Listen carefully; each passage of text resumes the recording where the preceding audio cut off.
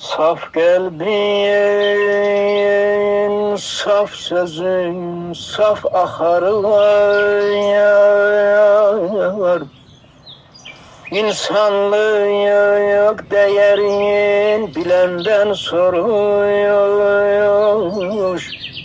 Her yolun bir cüreye öz çıkarı var. Hakikat yoluna ya gelenden soyuyorum anay. Anla yaxşı dostu darla çətirində. Düzül qar yaşasın sədaqətində.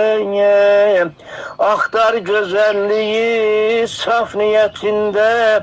Səni tanıyanı sevəndən soruyor. Unutma herkesin öz amalı var. Merdin bu dünyada düz amalı var. Hayatın amansız geylugalı var. Gözünün yaşını silenden soruşayım canım ey. Ruslayan fani dünya kime gerektir?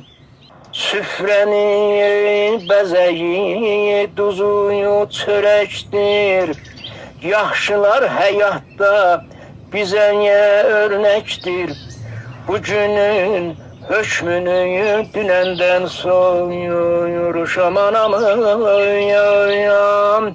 Yarım aman aman aman aman canım aman ey canım aman ay dadı